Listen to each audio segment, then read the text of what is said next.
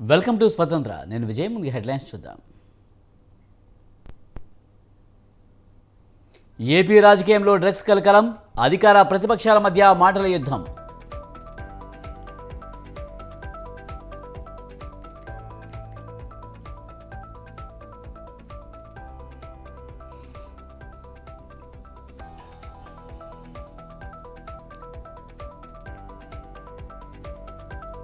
TDP మూడో జాబితా విడుదల. 11 అసెంబ్లీ, 13 ఎంపీ స్థానాలకు అభ్యర్థుల ప్రకటన.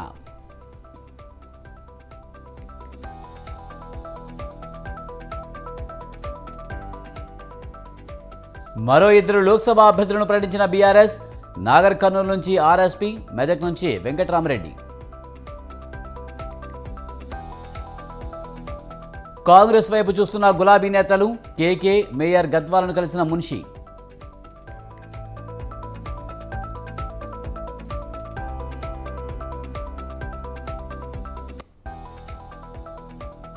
బీజేపీ కక్ష సాధింపు చర్యలకు పాల్పడుతుందన్న కాంగ్రెస్ ప్రజాస్వామ్యంపై నమ్మకం లేదన్న బీజేపీ.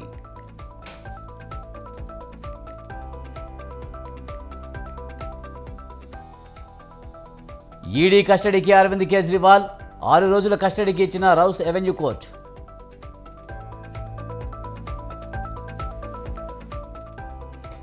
దిగొచ్చిన తమిళనాడు గవర్నర్. పొన్మడిచే ప్రమాణ స్వీకారం చేయించిన రవి.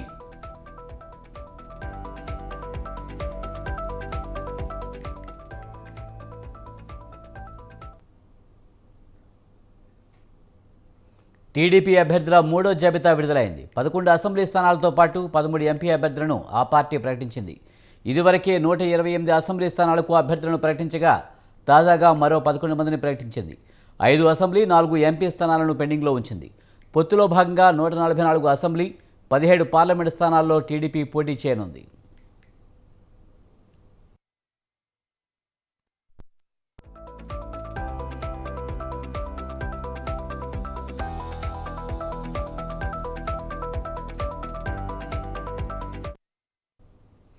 పలాస గౌతు శిరీష, పాతపట్నం మామిడి గోవిందరావు, శ్రీకాకుళం గొండు శంకర్, శృంగవరపుకోట కోళ్ల లలితకుమారి, కాకినాడ సిటీ వనమాడి వెంకటేశ్వరరావు, అమలాపురం ఐతబత్తుల ఆనందరావు, పెరమలూరు బోడే ప్రసాద్, మైలవరం వసంత వెంకటకృష్ణ ప్రసాద్, నరసరావుపేట చదలవాడ అరవింద్ బాబు, చీరాల మద్దులూరు మాలకొండ యాదవ్, సర్వేపల్లి సోమిరెడ్డి చంద్రమోహన్ రెడ్డిలకు అసెంబ్లీ టికెట్లు కేటాయించారు.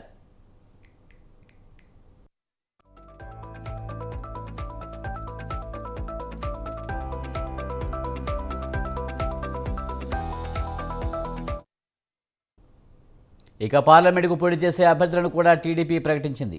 శ్రీకాకుళం కింజరపు రామ్మోహన్ నాయుడు, విశాఖపట్నం మతుకుమిల్లి భరత్, అమలాపురం గంటి హరీష్, ఏలూరు పుట్ట మహేష్ యాదవ్, విజయవాడ కేసినేని చిన్ని, గుంటూరు పెమ్మసాని చంద్రశేఖర్, నరసరావుపేట లావు శ్రీకృష్ణదేవరాయలు, బాపట్ల టి కృష్ణప్రసాద్, నెల్లూరు వేమిరెడ్డి ప్రభాకర్ రెడ్డి, చిత్తూరు దగ్గుమల ప్రసాదరావు, కర్నూలు బస్తిమట్టి నాగరాజు, నంద్యాల బైరెడ్డి శబరి, హిందూపురం బీకే పార్థసారథులకు ఎంపీ టికెట్లు కేటాయించారు.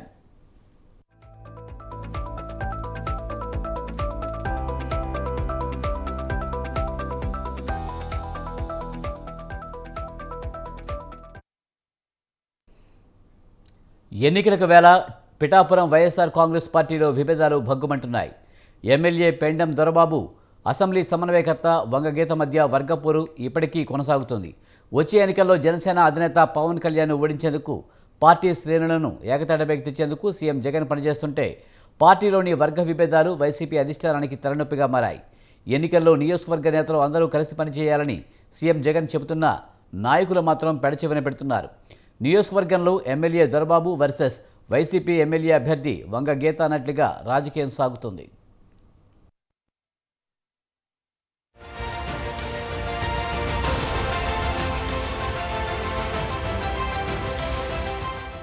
ఆంధ్రప్రదేశ్ రాజకీయాల్లో పిఠాపురం అసెంబ్లీ నియోజకవర్గం హాట్ టాపిక్ గా మారింది. ప్రస్తుతం అందరి దృష్టి పిఠాపురంపైనే. దీనికి ప్రధాన కారణం జనసేన అధినేత పవన్ కళ్యాణ్ పోటీ చేయడమే. ఈ అసెంబ్లీ ఎన్నికలో పిఠాపురం నుంచి జనసేన ఎమ్మెల్యే అభ్యర్థిగా పవన్ కళ్యాణ్ పోటీ చేయాలని నిర్ణయించారు. ఈసారి గెలిచి అసెంబ్లీలో అడుగు పెట్టడమే లక్ష్యంగా వ్యూహాత్మకంగా పిఠాపురం నియోజకవర్గాన్ని ఎంపిక చేసుకుని పవన్ కళ్యాణ్ ఎన్నికల బరిలో దిగుతున్నారు. అదే సమయంలో ఈ ఎన్నికల్లో కూడా పవన్ కళ్యాణ్ ఓడించడమే లక్ష్యంగా అధికార వైసీపీ పావులు కదుపుతోంది. అందులో భాగంగా కాకినాడ ఎంపీగా ఉన్న వంగ గీతను పిఠాపురం అభ్యర్థిగా ప్రకటించింది వైసీపీ. గత ఎన్నికల్లో పిఠాపురం నియోజకవర్గం నుంచి ఎమ్మెల్యేగా విజయం సాధించిన పెండం దొరబాబుకు ఈ ఎన్నికల్లో జగన్మోహన్ రెడ్డి టికెట్ నిరాకరించారు. దీంతో వైసీపీ తీరుపై ఆయన కొంత అసంతృప్తిగా ఉన్నారు. ఈ ఎన్నికలో వైసీపీ విజయం సాధిస్తే ఎమ్మెల్సీ ఇస్తానంటూ పెండం దొరబాబుకు సీఎం జగన్మోహన్ రెడ్డి గతంలో భరోసా ఇచ్చారు.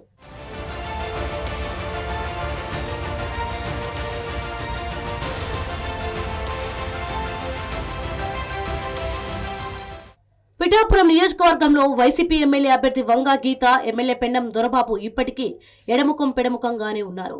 సమన్వయం లేదు సరికదా, వారి మధ్య విభేదాలు కొనసాగుతున్నాయి. పవన్ కళ్యాణ్ ఓటమి లక్ష్యంగా జగన్మోహన్ రెడ్డి పార్టీ ముఖ్య నేతలు అందరి నియోజకవర్గంలో మోహరించారు. సిట్టింగ్ ఎమ్మెల్యేగా ఉన్న దొరబాబుకు సరైన ప్రాధాన్యం ఇవ్వడం లేదని ఆయన వర్గీయులు అసంతృప్తి వ్యక్తం చేస్తున్నారు. ముఖ్యంగా వైసీపీ నుంచి ఎమ్మెల్యే అభ్యర్థిగా పోటీ చేసిన వంగ గీత ఎమ్మెల్యే అనుచర గణాన్ని కలుపుకోవడం లేదనే విమర్శలు ఉన్నాయి. తాజాగా జనసేన పార్టీ నియోజకవర్గ మాజీ ఇన్ఛార్జ్ శేషకుమారి వైసీపీలో చేరారు. ఈ చేరికకు సంబంధించి కనీస సమాచారం తనకు ఇవ్వటం లేదని దొరబాబు ఆగ్రహం వ్యక్తం చేశారు. దీంతో పిఠాపురం నియోజకవర్గంలో నెలకొన్న విభేదాలపై సీఎం జగన్ దృష్టి సారించారు. నియోజకవర్గ ఎమ్మెల్యే పెండం దొరబాబును క్యాంప్ కార్యాలయానికి పిలిపించి సీఎం మాట్లాడారు. నియోజకవర్గంలో నేతల విభేదాలను పక్కన పెట్టి అందరూ కలిసి పనిచేయాలని సూచించారు.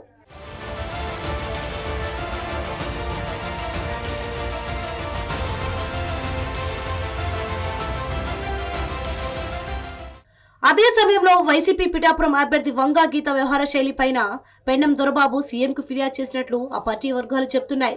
నియోజకవర్గంలో గీత ఏకపక్షంగా వ్యవహరిస్తున్నారని, తన వర్గాన్ని పక్కన పెట్టారని ఫిర్యాదు చేసినట్లు తెలుస్తోంది. ఇప్పటివరకు జరిగిన విషయాలను మర్చిపోయి కలిసికట్టుగా పనిచేసి పార్టీని గెలిపించాలని ఎమ్మెల్యే దొరబాబుకు సూచించారు సీఎం జగన్.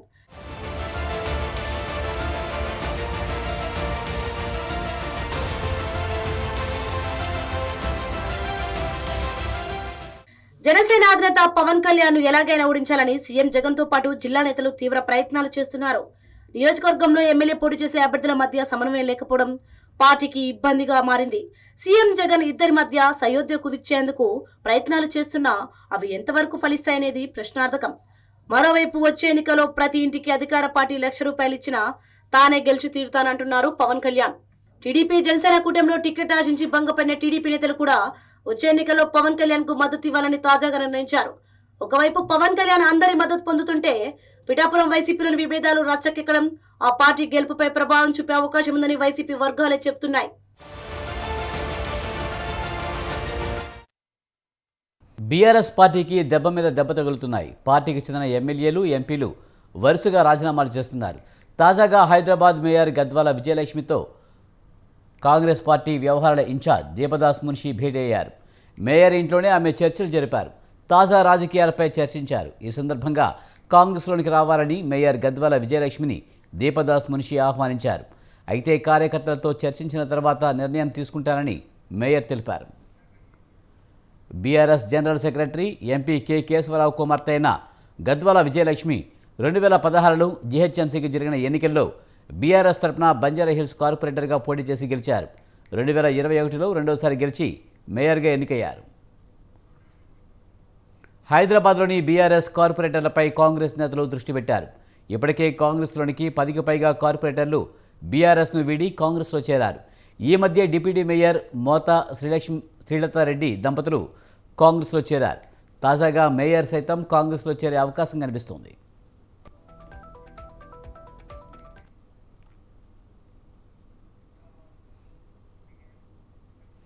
కాంగ్రెస్ పార్లమెంట్ అభ్యర్థుల పర్యటన మీద సీనియర్ కాంగ్రెస్ నేతలు రాష్ట్ర నాయకత్వం మీద తీవ్ర ఆగ్రహం వ్యక్తం చేస్తున్నారు. కొత్తగా పార్టీలో చేరే వారికి టికెట్లు కేటాయించడంతో నికార్సైన కార్యకర్తల విశ్వాసం దెబ్బతింటుందని సీనియర్ నాయకులు అంటున్నారు. ఈ మేరకు ఏఐసీసీ అధ్యక్షుడు మల్లికార్జున ఖర్గేకు టీపీసీసీ సీనియర్ ఉపాధ్యక్షుడు నిరంజన్ లేఖ రాశారు.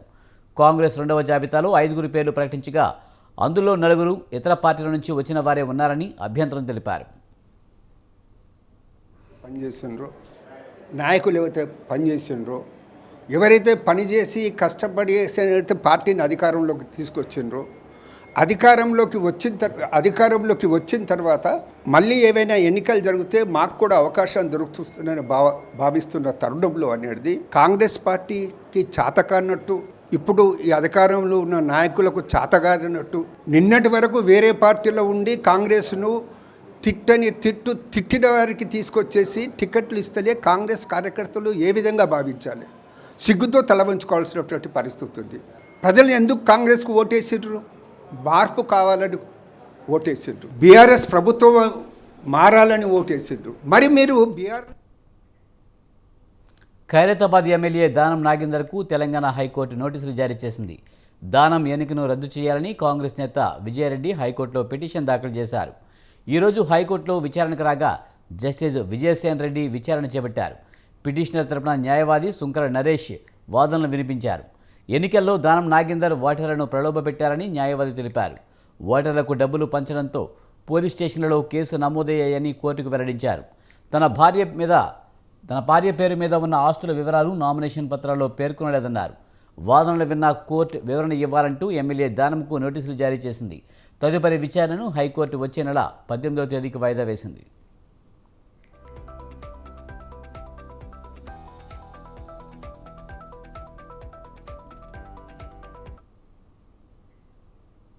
దేశంలో బీజేపీ ప్రజాస్వామ్యంను కూని చేస్తుందని, ప్రతిపక్ష పార్టీలను ఇబ్బంది పెడుతుందని కాంగ్రెస్ వర్కింగ్ ప్రెసిడెంట్ మహేష్ కుమార్ గౌడ్ అన్నారు.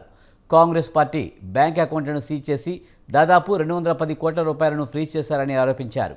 కేవలం రాజకీయ కక్ష సాధింపులో భాగంగానే ఎన్నికలకు ముందు తమ అకౌంట్లను సీజ్ చేశారని ఆరోపించారు. బీజేపీ కార్పొరేట్ కంపెనీలకు మేలు చేస్తుంది కాబట్టి ప్రైవేట్ కార్పొరేట్ కంపెనీలు బీజేపీ వారికి ఎలక్టరల్ బాండ్స్ ఇస్తున్నాయన్నారు. ఈ 10 ఏళ్లలో బీజేపీ చందాలు 10 పెరిగాయన్నారు.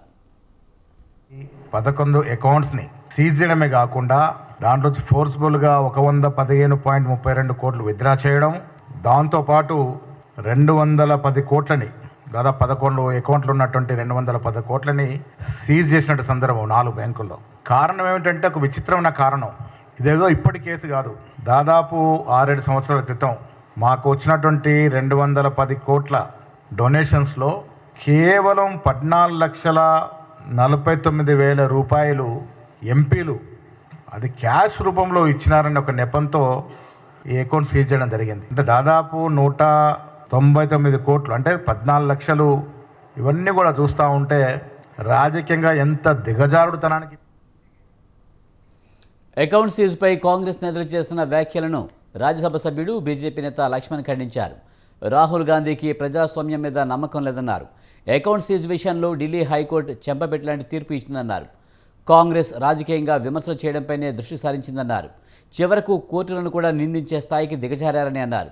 కేజ్రీవాల్ నిజాయితీపరుడైతే విచారణకు ఎందుకు హాజరు కాలేదని ప్రశ్నించారు. కోర్టుల మీద నమ్మకం లేదు, దర్యాప్తు సంస్థల మీద నమ్మకం లేదు.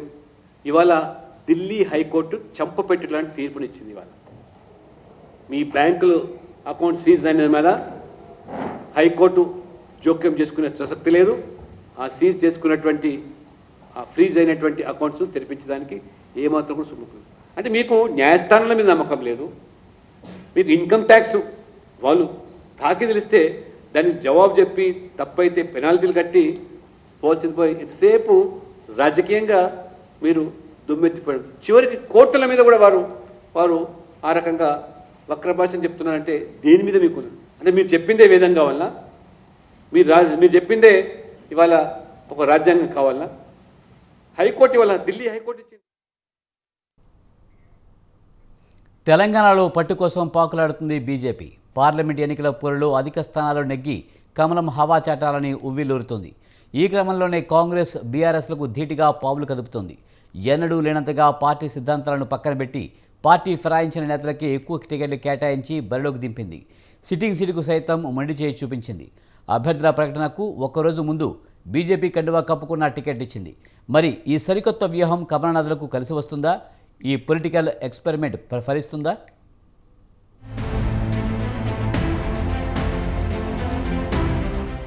పార్లమెంట్ ఎన్నికల పోరులో తెలంగాణ కమల్నాథులు ఈసారి భిన్నంగా వ్యవహరిస్తూ వలస వచ్చిన నేతలనే రేసులో దించింది. సిద్ధాంతాలకు విధానాలకు కట్టుబడి ఉంటామని, క్రమశిక్షణతో కష్టపడి పనిచేసే వారికి గుర్తింపు ఉంటుందని చెప్పుకునే బీజేపీ వాటన్నింటినీ పక్కన పెట్టి గెలిపే లక్ష్యంగా పక్క పార్టీల నుంచి వచ్చిన జం జిలానీలకే ప్రాధాన్యతనిచ్చింది. అధిక సంఖ్యలో వారికే టికెట్ కేటాయిస్తూ బరిలో నిలిపింది. సిద్ధాంతాలు విధానాల కంటే విక్టరీనే ముఖ్యమని భావించింది.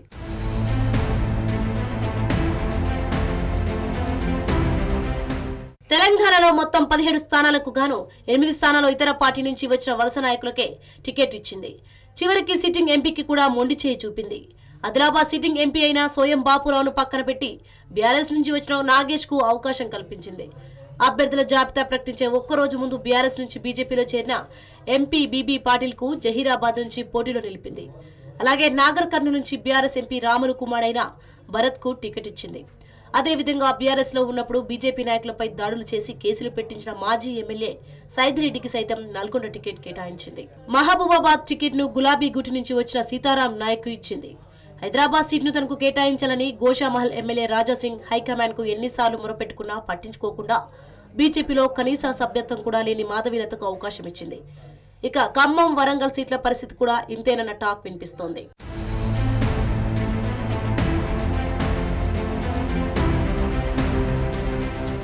ఇన్నాళ్ళు పార్టీ కోసం కష్టపడ్డ వారిని కాదని పక్క పరిధి నుంచి వచ్చిన నేతలకు టికెట్ ఇవ్వడాన్ని అక్కడి క్యాడర్ జీర్ణించుకోలేకపోతుంది.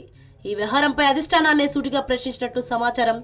మరీ ముఖ్యంగా నల్గొండలో తమ శ్రేణులపైనే దాడులు చేసి పోలీస్ కేసులు పెట్టించిన సైదిరెడ్డి లాంటి నాయకులతో కలిసి పనిచేయలేమని బహిరంగంగానే చెప్తున్నట్లు కూడా తెలుస్తోంది. అయితే తమ సొంత బలంతోనే వలస నేతలు గెలిచే అవకాశాలు కూడా కనిపిస్తున్నాయి. మరోపక్క మోదీ చరిస్మాను నమ్మి బీజేపీ గుడికి చేరిన వలస నేతలు గెలుపుపై ధీమాగా ఉన్నారు. మోదీ హవాలో విక్టరీ సులువేనన్న ఆశ ఓవైపు అయితే కేంద్రంలో మరోసారి బీజేపీ సర్కారు వస్తుందన్న ధీమాలో ఉన్న నేతలు భవిష్యత్తులో ఏదో ఒక పదవి దక్కకపోతుందా అన్న ఎత్తుగడతోనే పార్టీ ఫిరాయించారు.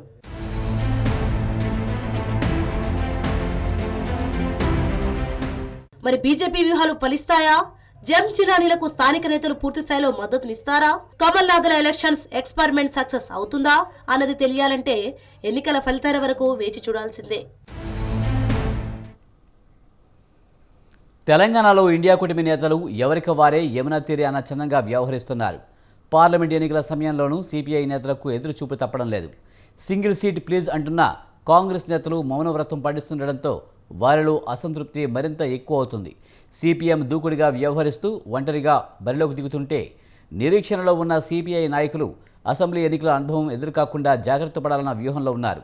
మరి మిత్రబంధం పాటిస్తున్న కామ్రేడ్లు పొత్తులతో ఎన్నికలకు వెళ్తారా, లేదంటే ఒంటరిగా బరిలోకి దిగుతారా?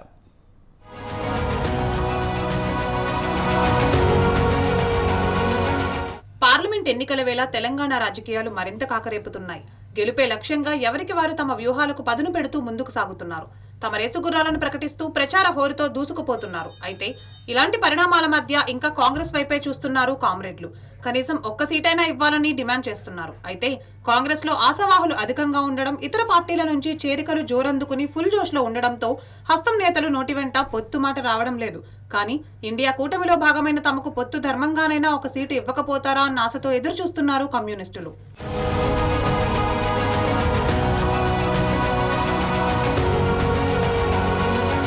ఇక ఇప్పటికే 4 స్థానాలకు అభ్యర్థులను ప్రకటించి మరో జాబితా రిలీజ్ చేసేందుకు సిద్ధమవుతోంది కాంగ్రెస్. ఇంత జరుగుతున్నా హస్తం నేతలకు మిత్రబంధం గుర్తుకు రావడం లేదు. ఇప్పటి వరకు కామ్రేడ్లతో ఒక్కసారి కూడా చర్చలు జరపలేదు. దీంతో ఇటీవల తెలంగాణ సిపిఐ నేతలు ఏఐసిసి అధ్యక్షుడు మల్లికార్జున ఖర్గేను కలిసి పార్లమెంట్ ఎన్నికలలో తమకు ఒక స్థానం కేటాయించాలని కోరారు.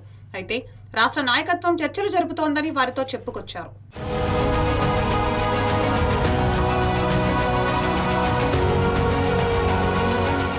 మరోవైపు పార్లమెంట్ ఎన్నికల వేళ సిపిఎం వ్యూహాత్మకంగా అడుగులు వేస్తోంది. ప్రస్తుత రాజకీయ పరిణామాలతో బీజేపీని ఎదిరించడంతో పాటు పార్టీని బలోపేతం చేయాలంటే పోటీ తప్పనిసరి అని భావించిన ఆ పార్టీ భువనగిరిలో ఒంటరిగా బరిలో దిగనున్నట్లు ప్రకటించింది.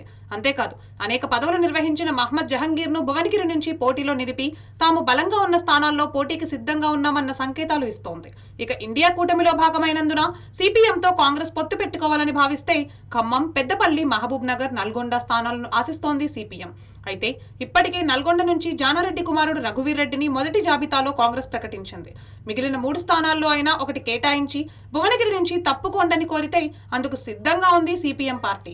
మేము పోటీ చేసే స్థానం భువనగిరి నియోజకవర్గం మినహాయిస్తే ఇంకా 16 స్థానాలు ఉన్నాయి. ఈ 16 స్థానాల్లో ఏం చేయాలి అనేది ఇంకా కొంతకాలం వేచి ఉండాలని అనుకున్నాం. ఇప్పటివరకు అయితే కాంగ్రెస్ నుంచి మా వైపు రాష్ట్ర కమిటీకి ఎలాంటి ప్రతిపాదనలు రాలేదు. మేము కాంగ్రెస్ పార్టీని అప్రోచ్ కాలేదు. ఒక్క సీటు కూడా పోటీ చేయకుండా పొత్తు ధర్మం అనే దానికి అర్థమే ఉండదు. First point. రెండోది, ఒకవేళ కాంగ్రెస్ పార్టీ మీరు భువనగిరి కాదు ఖమ్మం చేయండి, లేదు మహబూబాద్ చేయండి, లేదా నల్లగొండ చేయండి అంటే మాకు అభ్యంతరం లేదు. ఇలాంటి పరిణామాల మధ్య సిపిఐ పరిస్థితి మాత్రం మింగలేక కక్కలేక అన్నట్లు ఉంది. అసెంబ్లీ ఎన్నికల్లో కాంగ్రెస్ తో పొత్తు కారణంగా తప్పక పోటీ చేస్తామని చెప్పలేక, హస్తం నేతల తీరుతో పోటీలో ఉండబోమని క్లారిటీ ఇవ్వలేక ఇబ్బందులు పడుతున్నారన్న టాక్ వినిపిస్తోంది.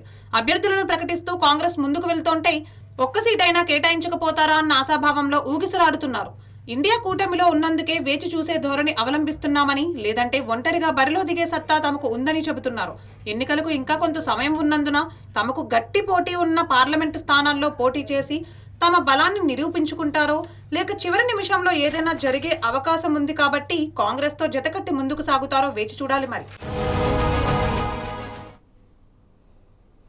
పార్లమెంట్ ఎన్నికల కోడ్తో పోలీసులు అలర్ట్ అయ్యారు. ఎన్నికలు సజావుగా సాగేందుకు ఎలాంటి లా అండ్ ఆర్డర్ సమస్యలు తలెత్తకుండా ఉండేందుకు ముందస్తు చర్యలు తీసుకుంటున్నారు. ఇందులో భాగంగానే రౌడీ షీటర్లపై ప్రత్యేకంగా దృష్టి సారించారు పోలీసులు.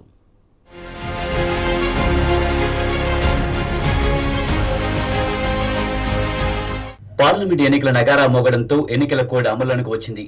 దీంతో రాష్ట్రంలో శాంతి భద్రతలకు విఘాతం కలగకుండా పోలీసులు చర్యలకు సిద్ధమయ్యారు. ఇందులో భాగంగానే ముందుగా రౌడీ షీటర్లపై నిఘా పెట్టారు. అంతేకాదు పాత నేరస్తులు, కమ్యూనల్ అఫెండర్స్ పై ఫోకస్ పెట్టారు పోలీసులు. నేరాలకు పాల్పడకుండా రౌడీ షీటర్లకు కౌన్సిలింగ్ ఇవ్వడంతో పాటు పెండింగ్ లో ఉన్న నాన్ బెయిలబుల్ వారెంట్లు జారీ చేయడానికి ప్లాన్ చేస్తున్నారు. రౌడీ షీటర్లను పోలీస్ స్టేషన్ కు పిలిపించి వారి కదలికలపై ఆరా తీస్తున్నారు.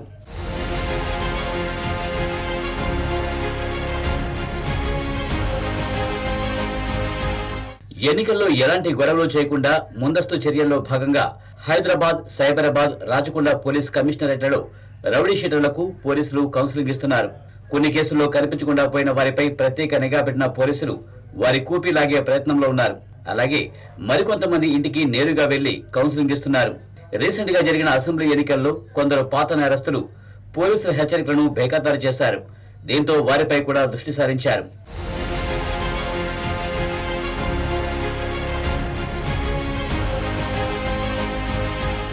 మరోపక్క ఎన్నికల సమయంలో law and order problem create చేస్తున్నారన్న అనుమానం ఉన్న వారిని బైండ్ ఓవర్ చేస్తున్నారు పోలీసులు.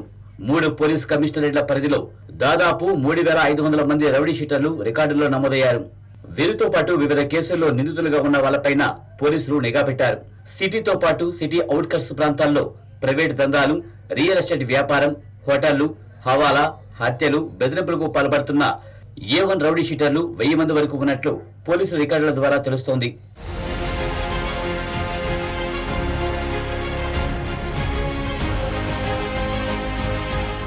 ఎన్నికల కోడ్ సందర్భంగా ఉన్నతాధికారులు ఇన్స్పెక్టర్లను పరుగులు పెట్టిస్తున్నారు. రౌడీ షీటర్ల బైండ్ ఓవర్ వేగవంతం చేయాలని ఆదేశాలు జారీ చేస్తున్నారు. ముఖ్యంగా south zone, south east, west zone పరిధిలో ఎక్కువ మంది రౌడీ షీటర్లు ఉండడంతో పోలీస్ స్టేషన్ల వారీగా వాళ్లకు కౌన్సిలింగ్ నిర్వహించాలని ఆదేశాలిచ్చారు. కొంతమంది రౌడీ షీటర్లను తహసీల్దార్, ఆర్డీఓల వద్ద బైండ్ ఓవర్ చేయాలని సూచించారు.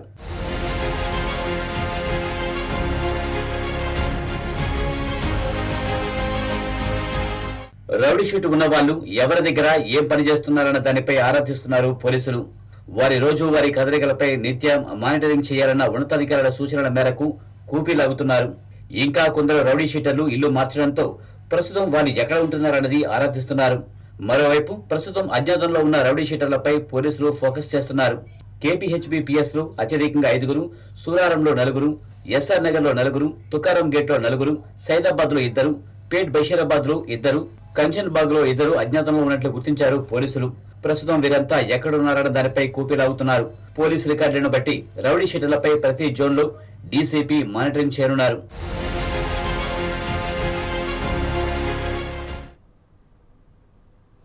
ఇవి ఈ బులెటిన్ విశేషాలు. చూస్తూనే ఉండండి స్వతంత్ర.